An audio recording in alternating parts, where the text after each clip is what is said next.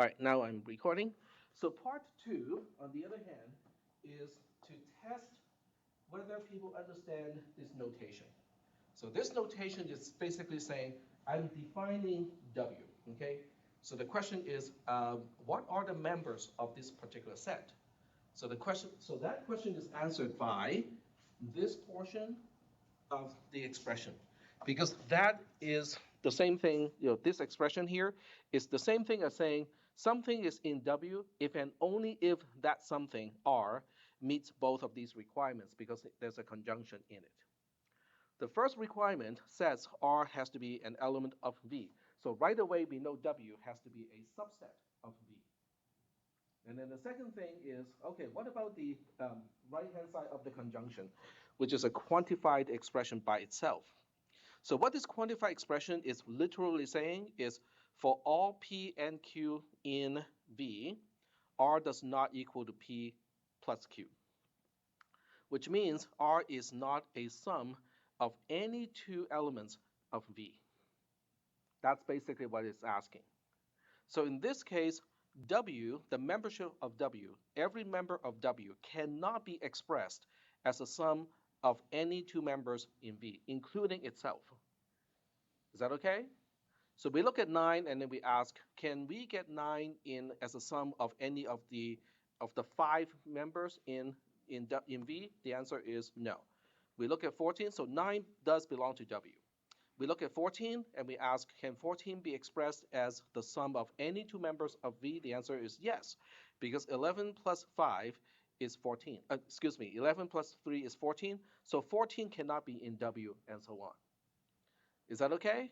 So that's basically the question. You have to go through every single one of these values and ask, can I come to this particular value by adding any two members of V? If the answer is no, then it belongs to W. Are we good so far? And then the next one, or part 3, is asking, what is X? When we know what V is, we just define W, and now we want to know what is basically the complement of W in this case. So everything that is in V but not in W, they all go to X. Is that okay? So if I say W only consists of 14 as a value, then X is going to be 9, 11, the other way around. If I say W is 9, 11, 3, and 5, then X is going to have only one single element of 14. Is that okay?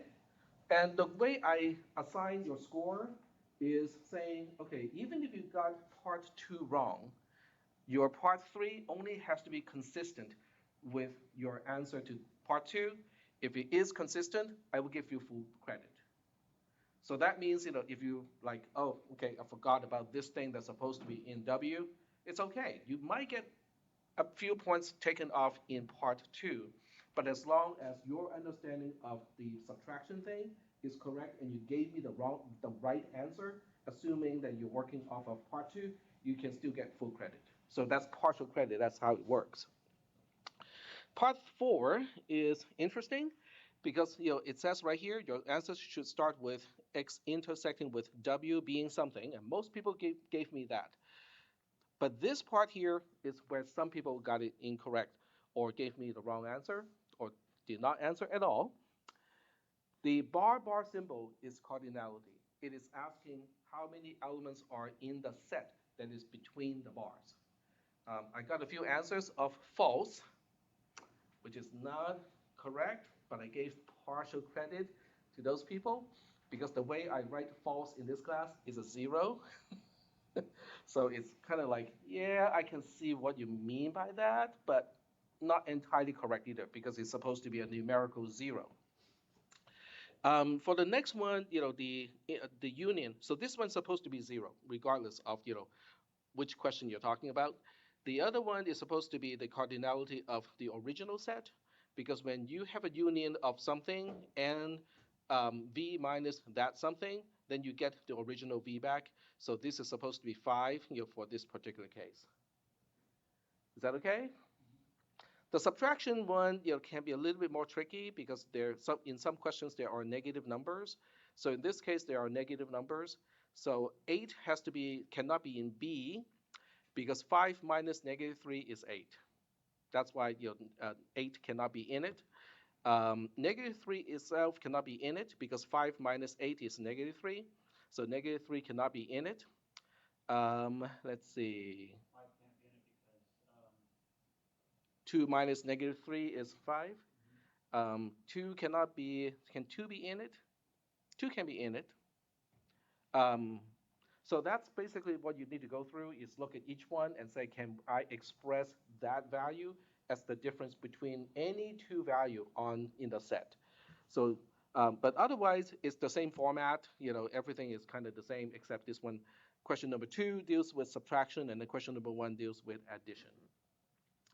Are we okay with these two? Any questions? Okay. And then question number 3 and 4 and 5, those are related in the sense that they are the same kind of question. So let's look at the first part. Okay. So let me just read the entire question first. You're given that f0 is a function, a being its domain and b being its codomain, and then f1 is also a function where b is its domain and then c is its codomain. A is given to you in this particular case is 0, 3, and 4. B is basically A, B, and C. And then C is Q, R, and M. And then furthermore, F0 as a set is exactly this, and then F1 as a set is exactly that.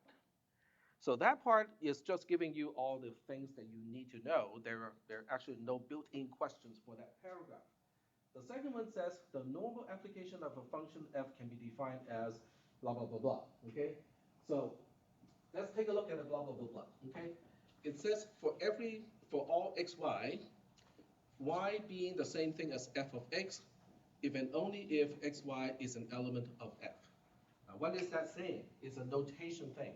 So all it is saying is there are two ways to look at the application of a function.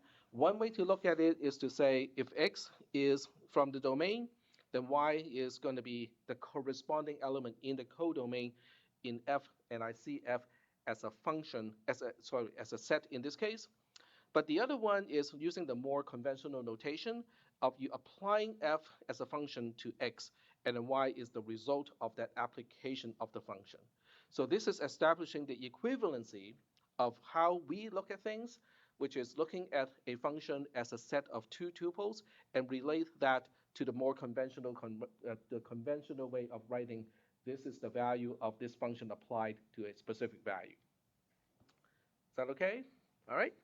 So now let's define f2 as a function, and we use A as its domain, C as its codomain, such that f2 of x is f1 of f0 of x. All right, so just for this example, okay, so let me just kind of go to mouse pad if one is up already. I think one is already up. And I'm going to go make a new tab.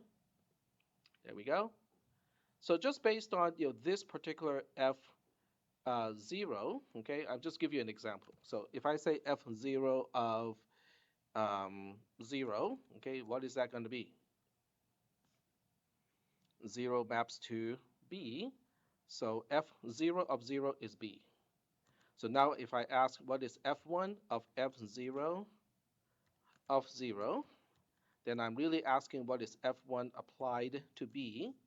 And f1 applied to b, just look up this particular two tuple, and that turns out to be r. Is that okay? And that is the same as f2. So f2 is, you can look at f2 in a certain way as just an abbreviation of applying f0 first and then apply f1. So the other way to look at this is to say mapping from 0 is a two tuple in f2 when we look at f2 as a set of two tuples. Is that okay? All right, so concept-wise, we are okay with this? Okay. All right, so the first part of these questions, all three, questions 3, 4, and 5, they all have about the same format. So we want to define f of 2 as a set, okay? So now we need to basically do all this with everything that is supposed to be in F2. So the next element I want to work with is starting with 3. So we can see how 3 maps to A in F0, and then when we apply F1, then we have, let's see, we'll be looking at 3, 3A, and then A maps to M. So this is also going to be in F2. And then the last one is what if we're talking about 4, which is in A. 4 maps to B, B maps to R again. So 4 also maps to M in F2. So that is the answer to part 1. Or, well, you have to kind of combine all of this stuff here and say it consists of 3 two tuples, and it's going to be exactly these 3. Is that part okay? Yep. 4 map to R. 4 maps to B, B maps to R. You're correct. Yep. Okay. I stand corrected. There we go. All right. So that answers part 1. And most people answer part 1 correctly, or at least having the right format. Some people give me a nested 2 tuple, where it's a 2 tuple where the first item is also a 2 tuple. As long as it makes sense to me, I still give partial credit, but it would not be a perfect answer because that's not what the question is asking. All right. And then the second part is what is P2 of F2 AC? And I only grade it based on how people answer part 1. So if people give me the wrong part 1, I'm going to use the wrong part 1 to grade part 2. And so, this way, if people mess up one part, it's not automatically going to mess up everything, because, each part, is only dependent on the previous one. But this time, since I did not make a mistake, or I did make a mistake, but it was corrected. So the P2 is asking whether it's injective or not. So in this case, the answer is going to be false. It is not injective. But if it is not injective, the question also asks, so how is it not injective? Give me an example that breaks the predicate. So in this case, it's not injective because the count of the number of elements mapping to R is 2. So, there are several ways to do it. If people just say, 0 and 4 both map to R, that's fine, okay? And then the last one is P3, which is checking whether a function is surjective or not. So the answer is false again for this particular case. The answer is going to be one of the elements in the codomain is not mapped to. So as long as people tell me which one is not mapped to, it will still be counted as correct. So if you look at C, which has the elements of Q, R, and M are mapped to, but Q is not. So if people say, Q is not mapped to, that would also be considered as the correct answer. But it has to be an example of why it is not surjective in this case. But you can explain it in many ways. Some people refer back to the original predicate and gave me, see, if I substitute, this variable as this particular element, the count is going to be 0 in this case. Hey, that works too. So are we okay with questions 3, 4, and 5? Because they're basically almost the same. The variance or the differences has to do with, in one, F0 is injective, and F1, F0 is injective, but F1 is not. In another one, F1 is not injective, and then F0 is not injective, but F1 is. And then in the last one, both are injective. So those are the 3 variations, regardless of which question or which exam you got. And then the last question is probably the most interesting one, because I saw one person got it, 2 people got it 100%. And they were both using the first approach, which is basically just applying G inverse to figure out, oh, okay, we got 2 parts. This smaller value goes into the array, and then this larger value, we got to break it down again using G inverse. So I think 2 people got 100% for question number 6. A few people got really close because they gave me an algorithm that is at least telling me that this is how we break it down. The logic may not be 100% correct, but it seems to have the elements of, yep, we are applying the inverse, breaks it into two parts. This part goes into the array. This part we have to do it again, and so on. So those people get like 3 points out of 4-ish. And then some people just mentioned G inverse somewhere, okay, in some form or another. So those people got about, I think, between 1 to 2 points, depending on what else is in the answer. Some people got like 0.5 out of 4 points because they only gave me the W. This is how we compute the W, but then everything else is incorrect. So they did not specify how to use the W to get back to the X and the Y in G inverse. So those people got like 0.5 out of 4 points. And then the rest, got 0 for this particular question. So I think the question number 6 is probably the hardest question. Um, but I still gave people, partial credit, as long as, it has some relevance to the actual answer. So is that okay, or do you guys want me to further explain any one of these? Okay. So I would say being able to read the question, carefully and understand what the question is asking is kind of important. And then the other part really has to do with the application of the concepts. All right. So if there are no questions about this, I am going to get back to this class. Remember last time I gave you guys 3 choices of how to proceed? Have you made up your mind as a collective? No. Well, okay, does anyone want me to go proceed to a particular topic out of the 3? If you don't remember any one of the 3, then it becomes a non-issue. Yes, go ahead. You're covering all 3 in the class, right? Yes, but I want to see which one you want me to proceed to first. So the usual way that I teach this class is the next topic is going to be discrete probability. Is that okay? I mean, all right, okay. So unless someone has a strong opinion of, okay, nobody seems to have a super strong opinion. Okay, let's talk about lottery. Because somebody just won the 500 million something jackpot, I think, right? It was on the news. Okay, so the question now is, how do you know the odds of winning one particular lotto game? So for that, I'm going to go to that particular web page, which is the Powerball Lotto. Okay. So the first thing we need to do is to understand how it is played. Then we get all the parameters that we need to figure out the odds. Of course, somebody is going to say, "Oh, huh? Somebody won the Mega Millions. Powerball is still going.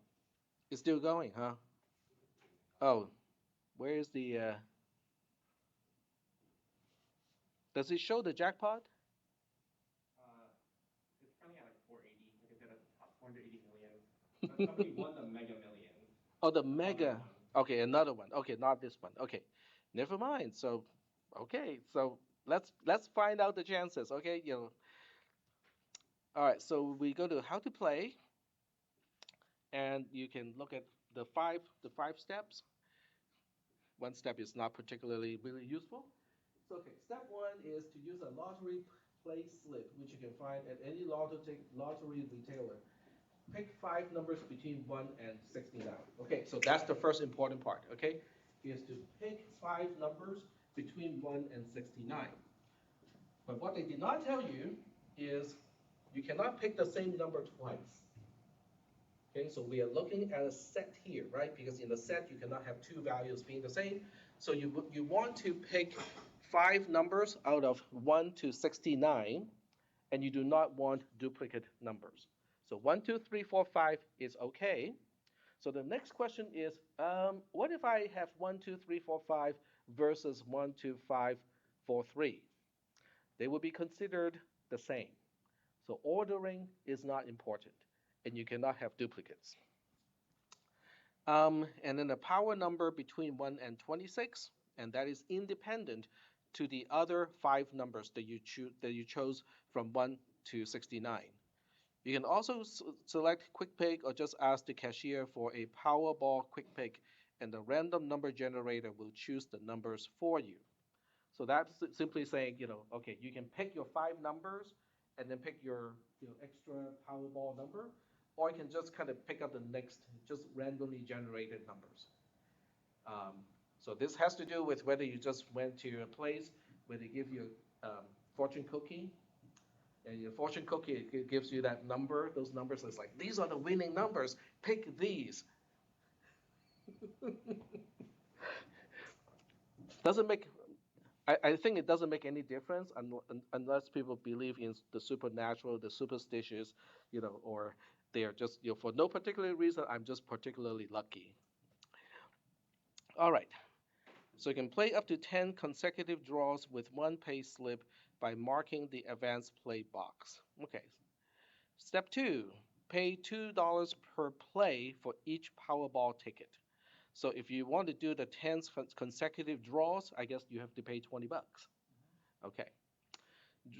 Know the draw time. Powerball draw takes place on Mondays, Wednesdays, and Saturdays at 7:59 p.m.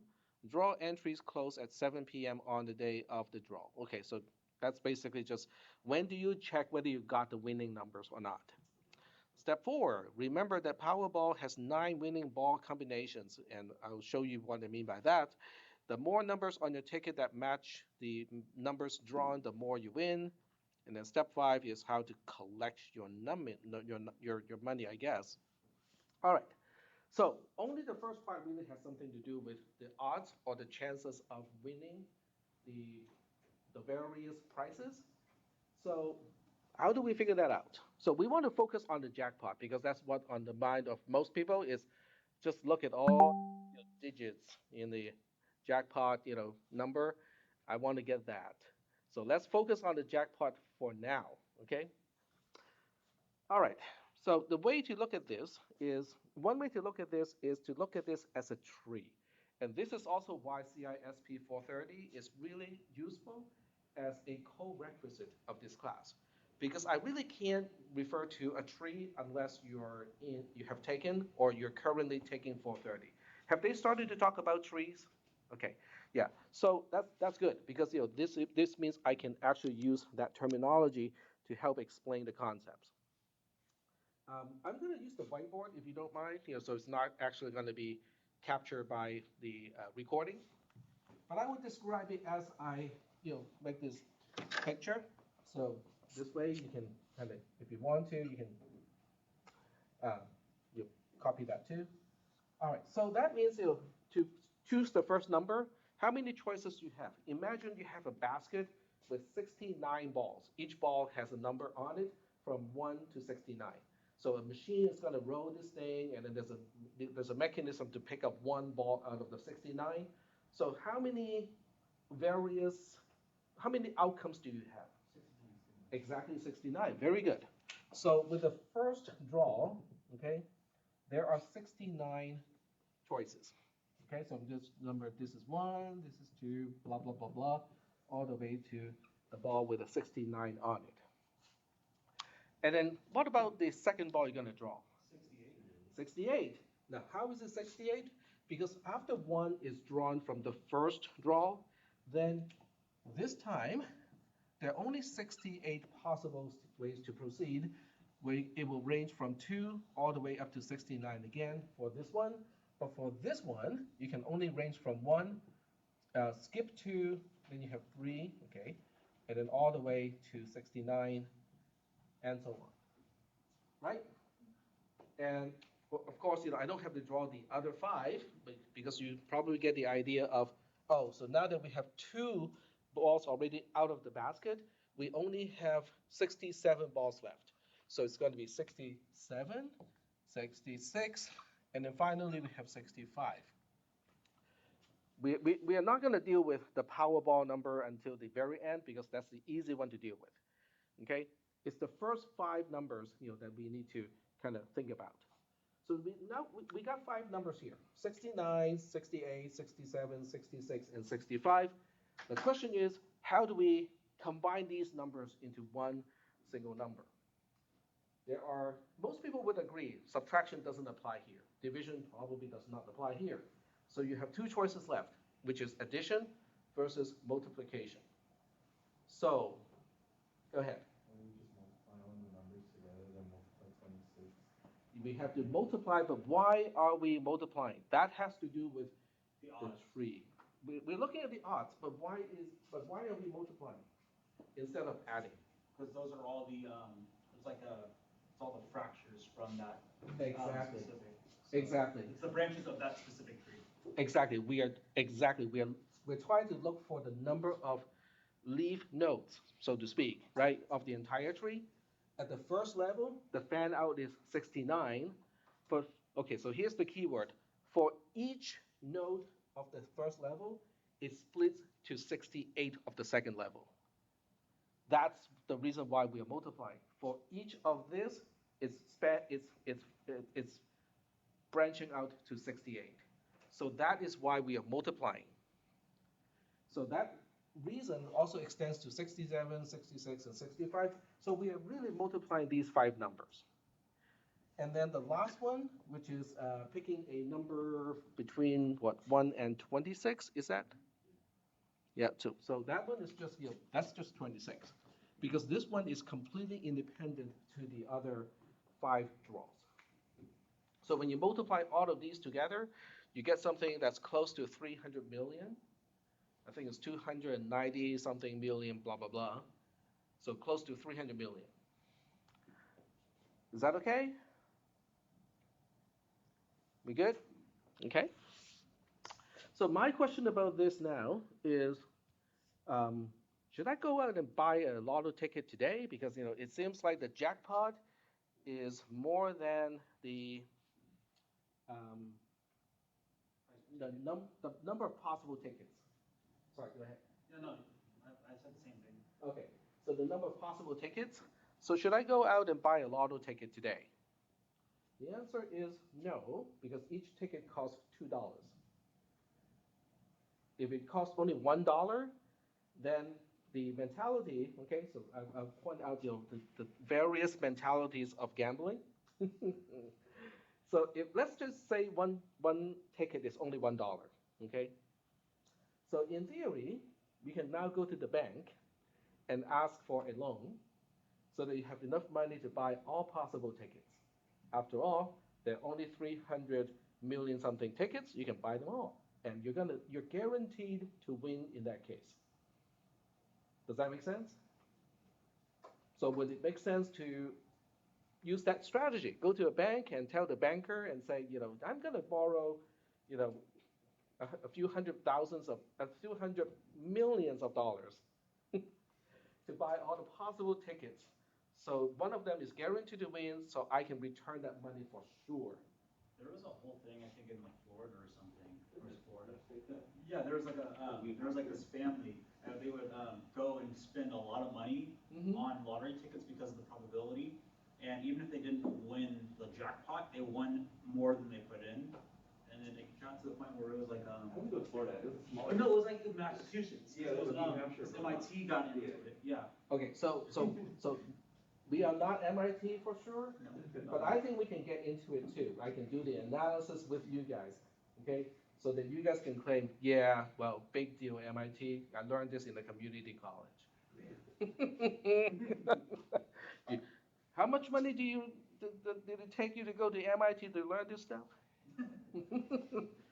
So anyway, MIT is great, but this is something that we can easily calculate. Okay, so they're forgetting about taxes.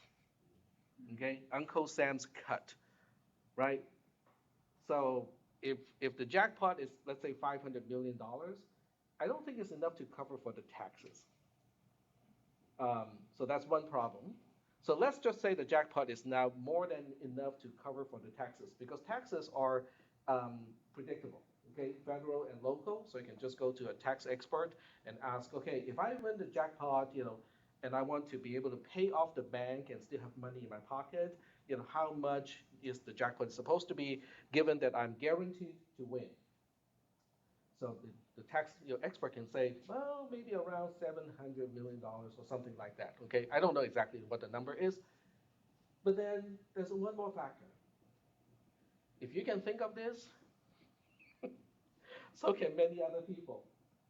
So you can end up with multiple jackpot tickets, which means the jackpot money is just going to be split up between all the people with a jackpot ticket. So the question is, do you know, can you model how many people will be winning the jackpot at the same time? And that becomes something that is interesting because we know that is not going to be a constant ratio, but that ratio is going to change depending on the jackpot. So we want to be able to model that too. So we'll get to that in just a little bit. Okay. All right. So to get back to what you said earlier, like you don't have to win the jackpot. You can win some lesser prizes, but they can add up to something that's good, right? So we'll look at all the other ways to win. But before we go there, we just want to calculate the odds. Yep. Quick question. Yep. So I was just thinking about it. Wouldn't the actual probability be slightly less than the product of those sums? Because if order doesn't matter, you could potentially have like 1, 2, 3, 4, 5, and then That is correct. 2, 1, Yes, 3, I 4, forgot 5. about that. Yeah. Yep. Okay. That's a very good point. I forgot about that entirely. But that's also a good thing for this class because now we understand, oh, okay, wait, that number is not, multiplying to 300 million because this is way more than that. Because if you look at this is, 1, 2, let's say this is 3, 4, 5. Don't you think, 5, 4, 3, 2, 1 is also one of the leaf nodes? 1, 2, 5, 4, 3 is also one of the leaf nodes. So we are duplicating, a lot of tickets using this particular way. The question is, how badly are we duplicating? So the way to figure that out is to say, okay, let's just say that we are really looking at 1, 2, 3, 4, 5 as the actual tickets, as the actual numbers. So the question to ask is, how many different ways can we arrange the 1, 2, 3, 4, 5 into different sequences? So 1, 2, 3, 4, 5 is 1. 1, 2, 3, 5, 4 is 1. 1, 2, 4, 5, 3 is 1. 1, 2, 4, 3, 5 is 1, and so on. So how many different ways can we arrange just 5 things? You're given 5 things, and you're supposed to be able to, you're supposed to generate all the different sequences out of those 5 things. The tree approach is going to help at the same, in this case too, because if you have 1, 2, 3, 4, 5, each one becomes the first possible thing that you choose from. And then this one only has 2, 3, 4, 5. This one only has 1, 3, 4, 5, and so on, right? And then you have this one can be 3. Let's see, 3, 4, 5. Only those 3, and so on. And then eventually you only get one branch. So that becomes 5 times 4 times 3 times 2 times 1, which turned out to be, I think, 120. So there are 120 ways, given 5 things, there are 120 ways to arrange it in different orders. But since in the lotto ticket, all of those 120 permutations are considered equivalent, so now we have to take the product of 69 times 68 times 67 times 66 times 65 times 26, and then we have to divide all of that by 120 because there are 120 ways to arrange each combination of 5 things. So note I just said 2 words. One is called a permutation, one is called a combination. The easiest way to remember which one is a permutation is like a tuple. A combination is like a set. So in a tuple, ordering is important. If you have open parentheses, 1, 2, 3, 4, 5, close parentheses, that is considered to be different from open parentheses, 5, 4, 3, 2, 1, close parentheses. Because in a tuple, ordering is important.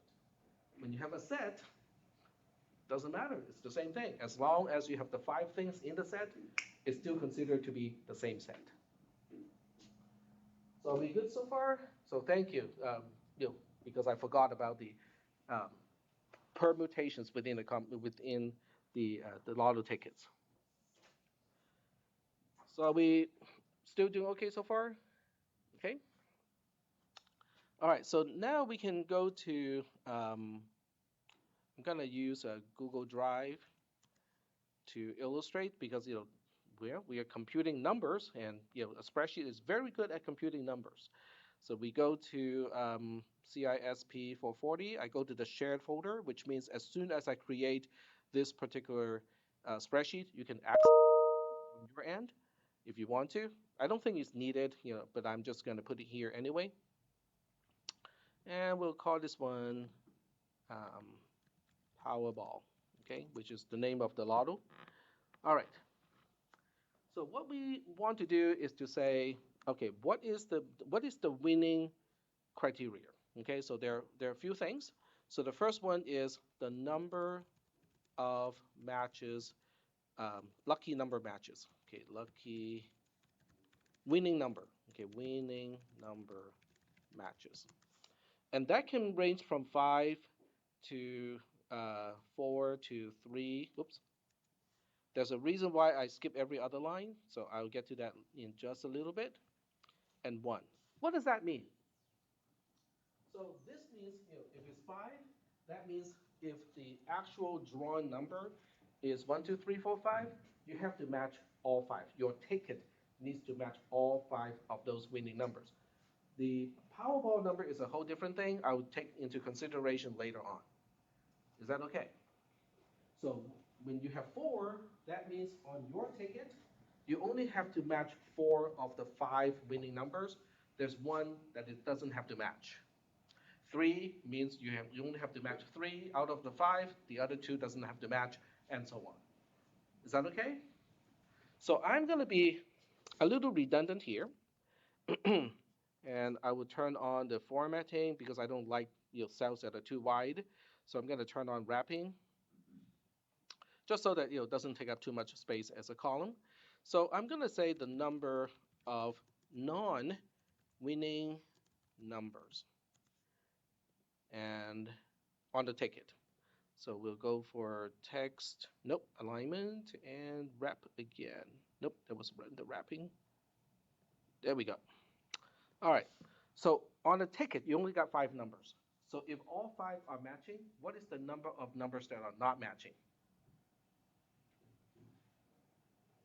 0, right? Okay. So as it turns out, this number is really just the number of numbers on the ticket minus the ones that are the winning numbers. So now I can just kind of replicate this one over here, also here, also here, and also here. Is that okay? All right. So now the question is, how many ways can I have 5 matching all 5 of the winning numbers? How many ways can I have 4 numbers matching the 5 winning numbers?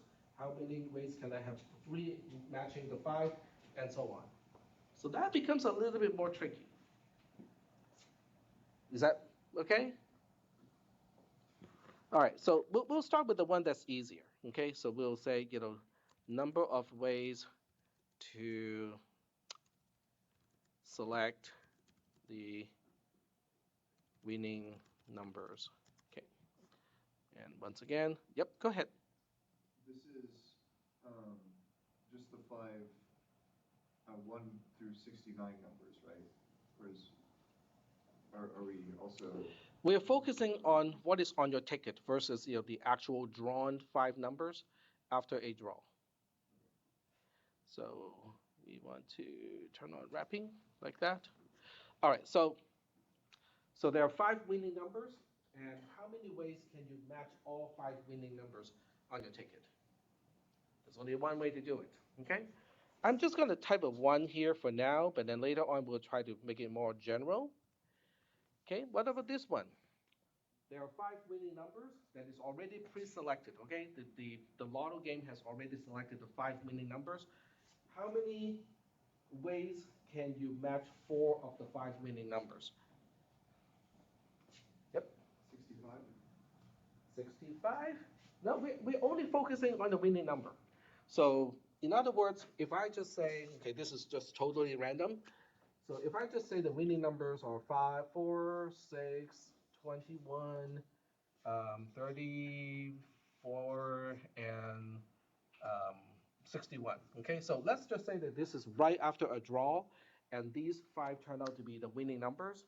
I need your ticket to have 4 matching these. So how many ways, how many tickets, how many different type of tickets will have 4 matching the 5 of the winning numbers? I don't care about the one that is not matching right now. 69. Hmm? 69. Well, let's enumerate this, okay? Because enumeration can be helpful for smaller numbers. So where did I put my pen? Right here. Okay. Okay, so your ticket can have 4, 6, 21, 34, and this one is not matching, right? That's 4 out of 5. Your ticket may have 4, 6, 21. This one is not matching, and then the 61, right? So you can see how the asterisk only has to go to one of the 5 spots. 5. It's just 5. There are only 5 ways to do this. Does that make sense? Okay. And then we'll get down to the last one, and we'll say, looks like there's only 5 ways to do this just also, right? Because out of the 5 winning numbers, with the last row, we say we only want one that is matching. The other 4 are not matching. So we have 4 asterisks and only one that is matching. And there are only 5 ways to do that. Is that okay? So the question, the more interesting ones are the one in between. It's like, I want 3 of these to match and 2 of which are not matching. How do we figure that out?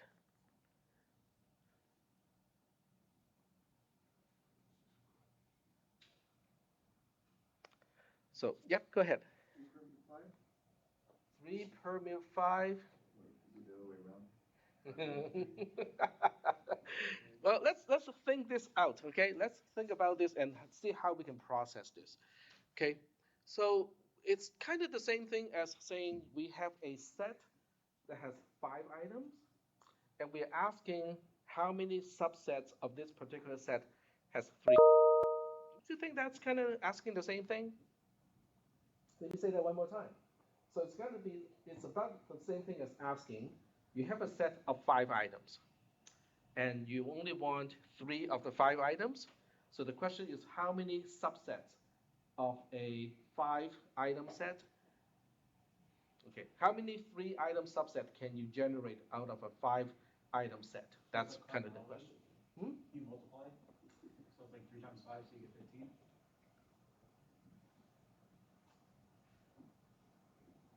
So you look at the position of the number that is matching. Okay, so the best way, one way to look at this is not to look at these actual values anymore.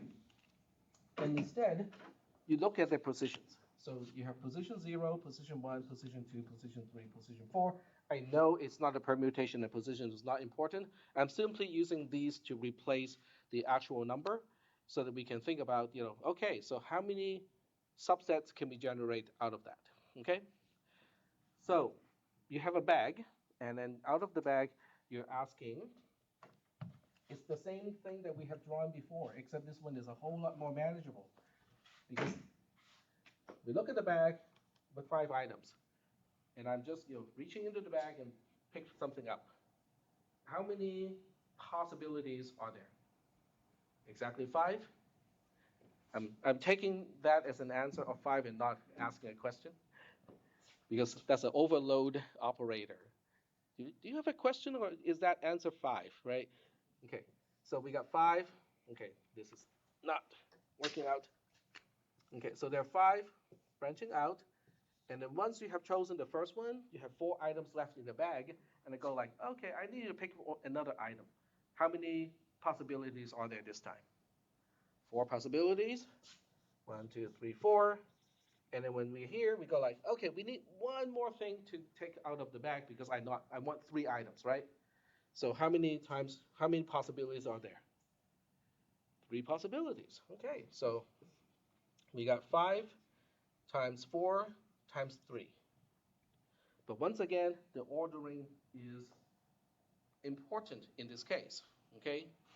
So, but do we have a way to figure out among three things, how many different ways can we shuffle those three things?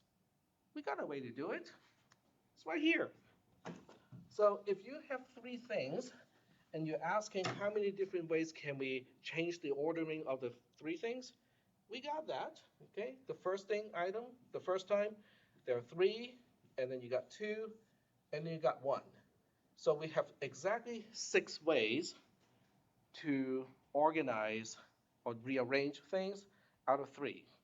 But then we have 3 times 4 times 3, which is 60 ways to pick 3 things out of 5. So how do we combine those items?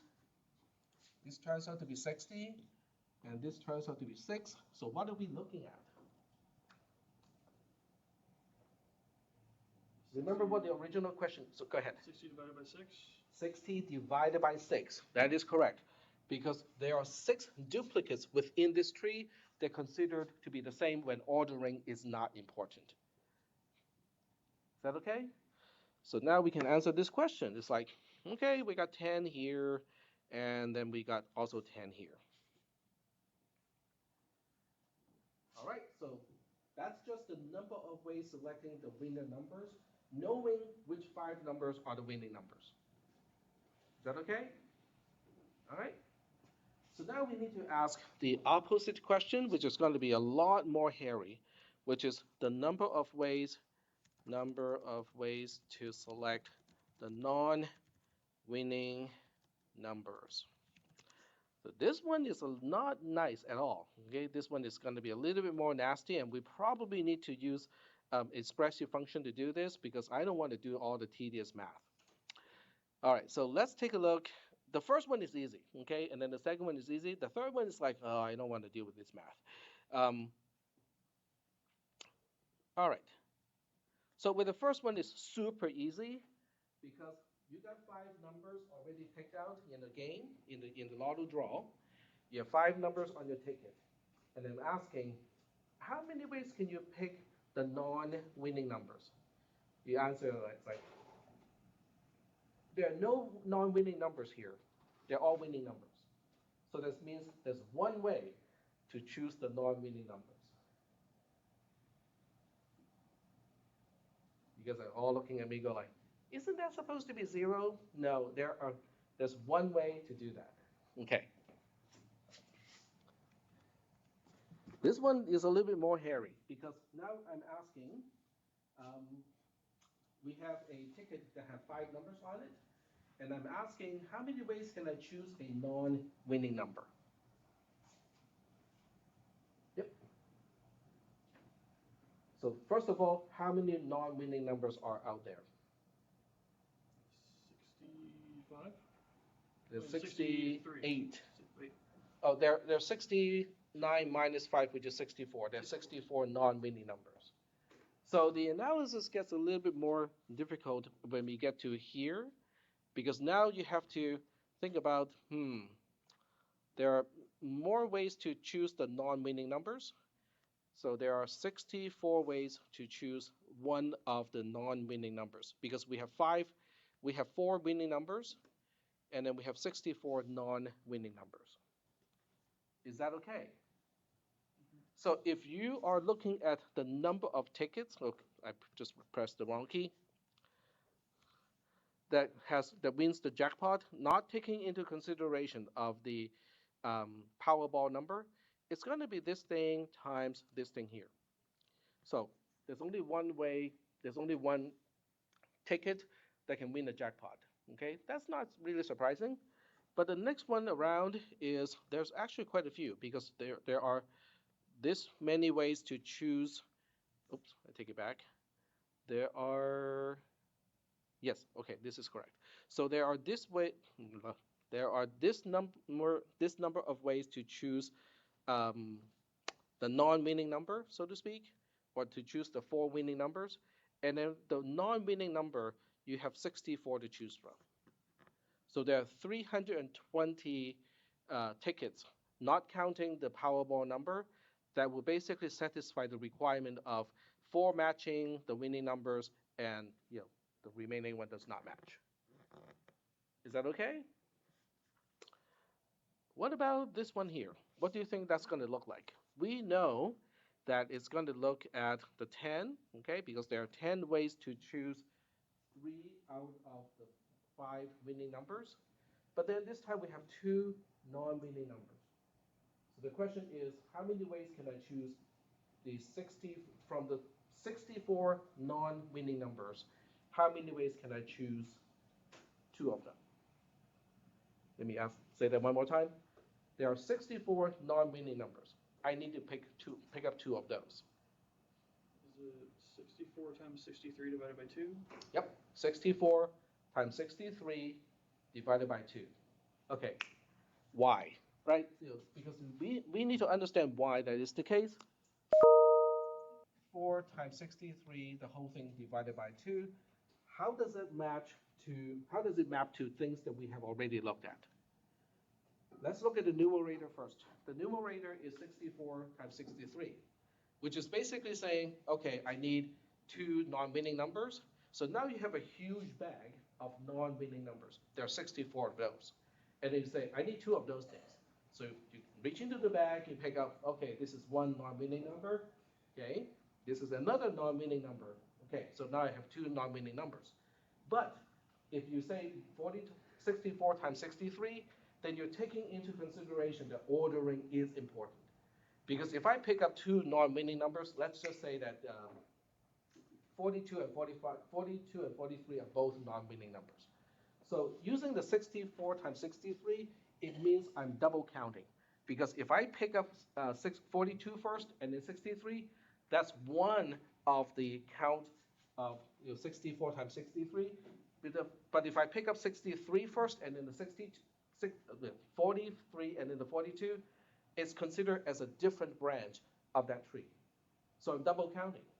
That's what the division by 2 is here to deal with. Because how many ways can I rearrange 2 things? Well, there are only 2 ways.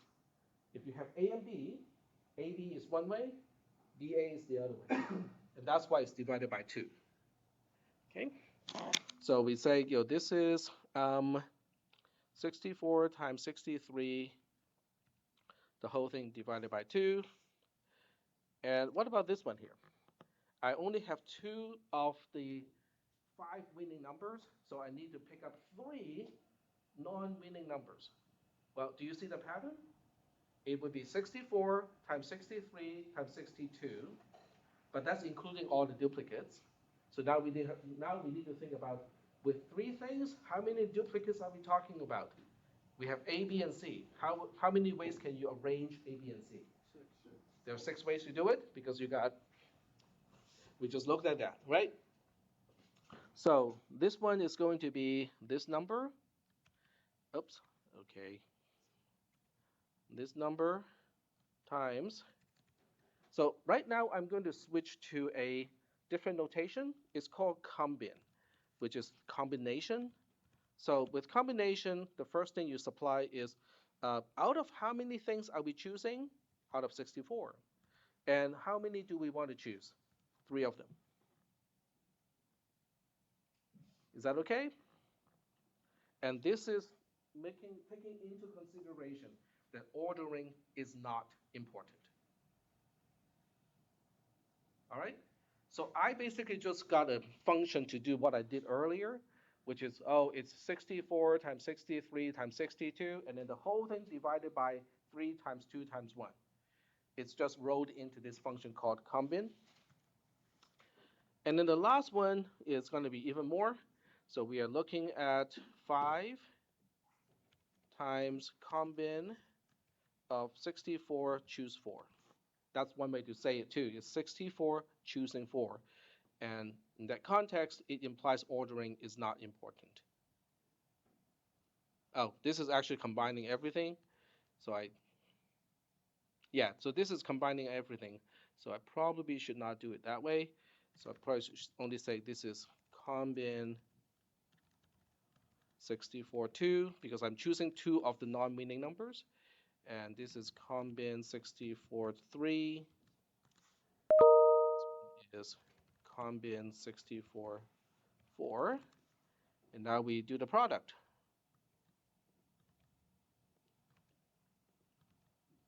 There we go. All right, Tech, but what are we looking at here? This is also without taking into consideration of the Powerball number, but we'll deal with that later. So this is what they call the odds, okay?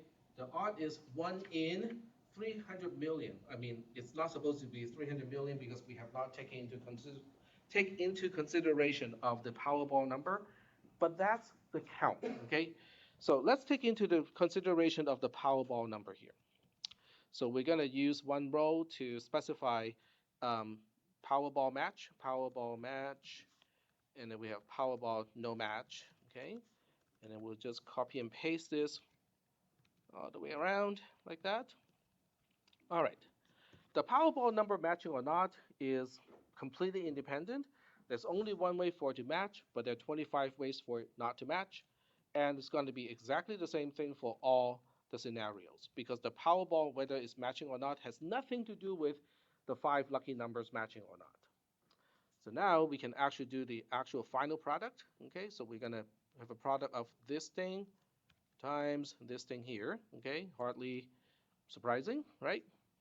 And then we can have this thing times this thing here. And now I can just duplicate these items. All right, so these are the actual odds. They are the actual odds of saying, okay, what are the chances of me having a ticket that has 5 of the lucky numbers all matching and also the Powerball number? There's only one ticket like that out of the close to 300 million tickets. The 25 that will match all the 5 lucky numbers, but not the Powerball number.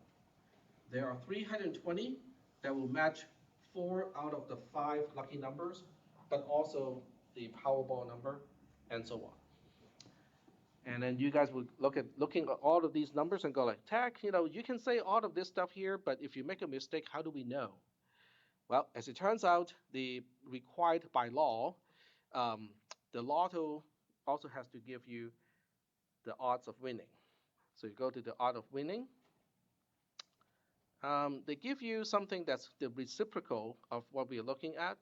So all 5 of 5 and the Powerball number, odd 1 in 292 million. So that's basically the same thing as the 1 that we saw because this is the reciprocal of what we saw in, okay, the other way to say this is okay, let me go back to the spreadsheet. If we multiply this number and this number here, we should get 292 million something back. So let's look at this number here, okay? So we'll go ahead and take a look at the actual math. There's one more thing, okay? Because I do want to show you this one. What if I'm looking at the truly unlucky tickets, which is the majority, right?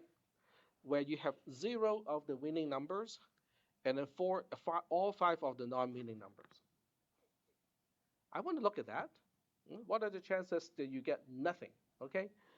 So once again, we are looking at the number of ways to select the winning numbers. What do you think that's going to be? 1.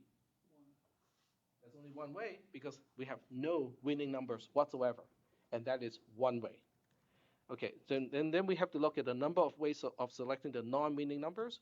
It's going to be combine 64 because we have 64 non-winning numbers, and I need 5 of those now. And then we have the product between these two. And then we have the same split because there's still the Powerball number. So we look at these 2 Powerball numbers, match versus not matching the Powerball number. And then we have finally going to multiply everything. So as you can see, there are 190 million possible tickets that's not matching anything. All right? So, looking at these numbers, what do you think the sum of column H is supposed to be? First of all, do you think we have considered all the possible tickets? Okay? So that means column H should add up to the 290 something million tickets, right? So that's one way to double check to see whether the math is working out or not, is to do a summation of column H, and we got that number back. Yep. Question? Okay. All right. So to address what you said earlier, I think you're Trevor? Ferrante. Okay. Sorry. Okay. I apologize. I've been called Trevor before. Okay. So that would address the question that you had earlier, right? Because now we have worked out all the different ways of winning something out of your ticket. Mm-hmm. Because according to the Lotto site, it will actually tell you what your reward is.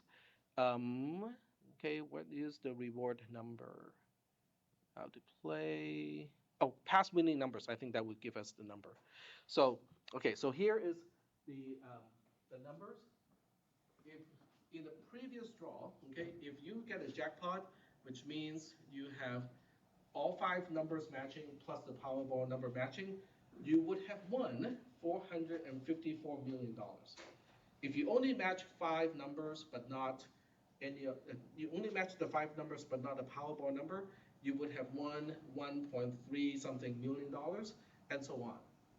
So from what you described earlier, basically you just plug in these items plus the chances into the spreadsheet. Mm-hmm. It will tell you, whether it's worthwhile to buy this many tickets or not.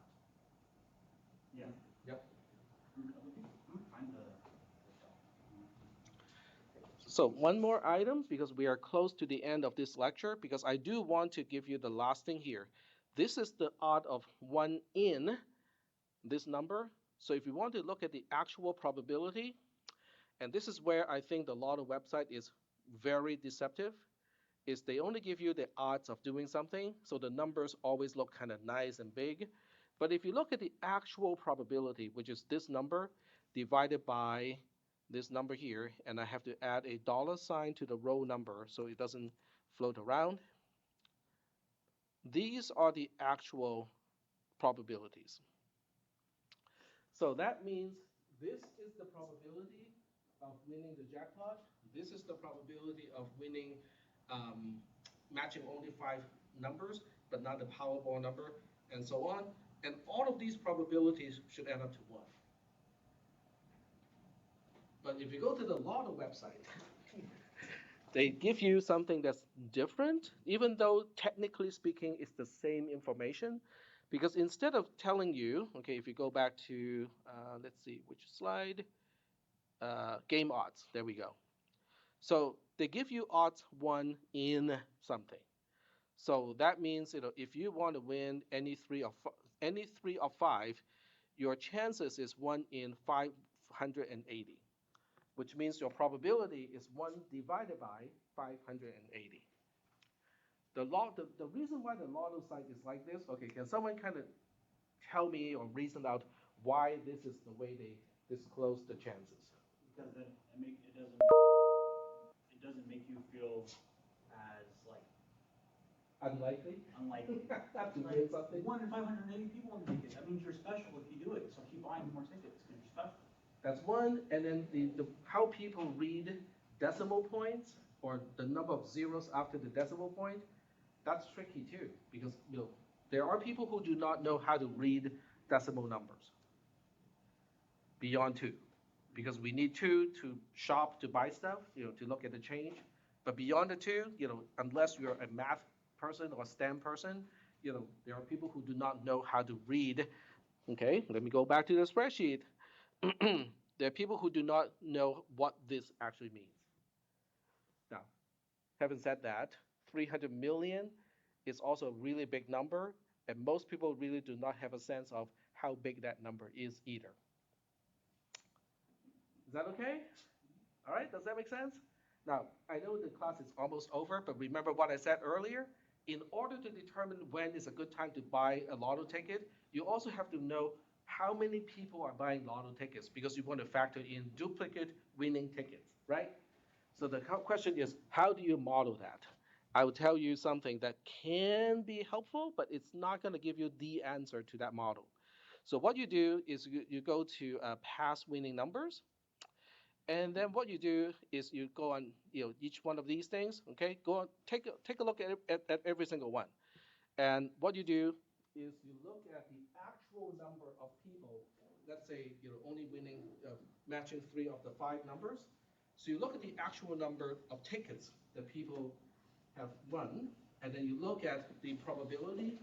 So once you know the probability and you know the actual number, you can go back and calculate the total number of tickets sold. Is that okay? Does that make sense? So now you have the lotto jackpot number at a certain point, and then you have the number of tickets sold. So you can now plot a graph, of the jackpot money versus the number of tickets sold, and then you can see if mathematically there's a model to model that curve. Because if you can find that curve, then you can anticipate, by which point of the jackpot, how many people will buy the lotto ticket. Then you can also take into consideration of what are the chances that there are multiple jackpot tickets. There's also, so I found the thing for what's going on. It was the guy made $26 million in total from what he was doing with a lot of. It was back in like 2000 something. So did he win because he figured out the probability and it was in favor of buying? So exactly, because instead of like how we have in '69 there was 149, and they had these things called roll downs. So pretty much if no one won, then the money that was in the pot would just kind of flow down to other people. Right. That's the same way with the Powerball. So yeah, but because of that, he just kept doing that. The first time he did 2,000, then he only lost $50. He's like, that's an abnormality for it to be not profitable. So the next time they announced one, he put $8,000 in and he made $7,000. And then he just kept going higher and higher from there. Okay. Well, in the next class on Wednesday, we'll go ahead and do some calculations based on the prize money, because I think the first few are fixed, or are they ratiometric to the jackpot? I think that they're fixed. They're fixed? Okay. I think once you get to, well, I guess the easiest way to do it is go to another date, and it should evince a difference. Okay. So Yeah. let's go to the 14th. We can look at this one. Yeah. So the first 4 are fixed. okay, these 4 are fixed, and the other ones float with the jackpot. Yeah, it looks that way. Okay. Okay, that's interesting because this is something we can do on Wednesday. This is also the same math that you would use to figure out like your edge if you were like a card counter or something, right? Yep. Yeah, it's the same principles. Yep. Because you can try to figure out when it tips your way. Exactly. Yeah. And then we have 2 propositions, that has to do with gambling. Yeah, I'm pretty sure those people like classes like this. It's like, yeah, teach all your students about math. Yep.